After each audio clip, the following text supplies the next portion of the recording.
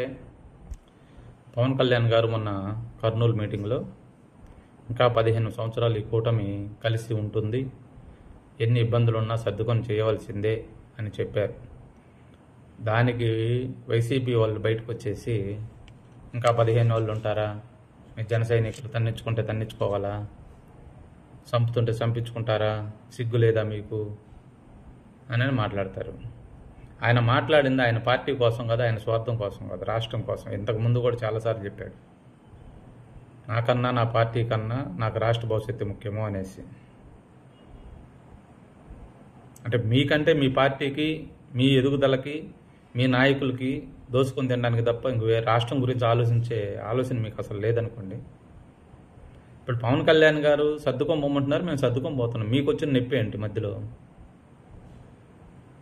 రాష్ట్ర భవిష్యత్తు కోసమే కూటమి కలయిక కలిసింది, జనసేన పార్టీ కోసం కాదు. ఇన్నిసార్లు చెప్పినప్పుడు మీరు అర్థం చేసుకోవాలి.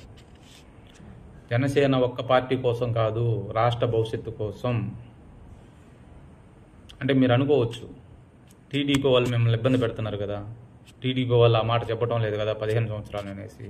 ఓన్లీ పవన్ కళ్యాణ్ గారే ఎందుకు చెప్తున్నారు? ఈయన బతకడానికి చేతకాక, ఈయనకి ఓట్లు లేవనే, ఈయన గెలవలేడని భయమా, ఇవన్నీ మాట్లాడుతున్నారు మీరు. పవన్ కళ్యాణ్ గారికి గెలవాలని, పదవులు రావాలని ఆశ లేదు. ముందే చెప్పాడు ఆయన, ఎన్నోసార్లు చెప్పాడు, నేను రాష్ట్ర భవిష్యత్తు కోసం ఏమైనా చేస్తాను. నేను చేసినట్టుగా నా మాటలు నమ్మి, నన్ను నమ్మి ఉండేవాళ్ళు నా పార్టీలో ఉంటారు, లేకపోతే పోతారు బయటికి అని చెప్పేశాడు క్లియర్గా. ఎవరైనా స్వార్థం కోసం పార్టీలో వచ్చిన వాళ్ళు ఉండరు. నిస్వార్థంగా పార్టీ కోసం పనిచేయాలనుకున్న వాళ్ళు, ప్రజల కోసం పనిచేయాలనుకున్న వాళ్ళు జనసేన పార్టీలో ఉంటారు. ఇక టీడీపీ విషయానికి వస్తే, చంద్రబాబు నాయుడు గారు ఎన్నోసార్లు హెచ్చరించారు. ఎవరైనా అవకతవకలుగా ఉన్న లీడర్స్ కానీ, ఎమ్మెల్యేస్ కానీ వాళ్ళకి హెచ్చరించడం జరిగింది, వాళ్ళని క్రమశిక్షణలో పెట్టడం జరుగుతుంది. ఒకప్పుడు చంద్రబాబు నాయుడు గారు వేరు, ఇప్పుడు చంద్రబాబు నాయుడు గారు వేరు.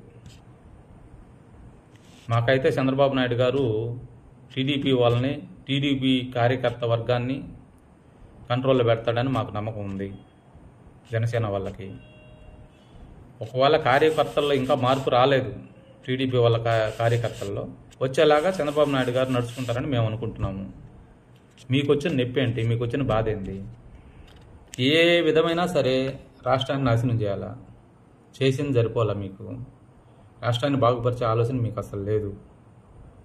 అసలు 5 ఐదేళ్లలో మీరు రాష్ట్రాన్ని బాగా పరిపాలించి రాష్ట్రాన్ని భవిష్యత్తు అభివృద్ధి బాటలో నడిపించుంటే ఈ కూటమి ఎందుకు ఏర్పడుతుంది? అసలు ఏర్పడినందువల్ల మీకు వచ్చిన నష్టమేంది? ఈ పేటీఎం మాటలు ఆపండి మీరు, ఇంకా ఆపితే మీకే మంచిది.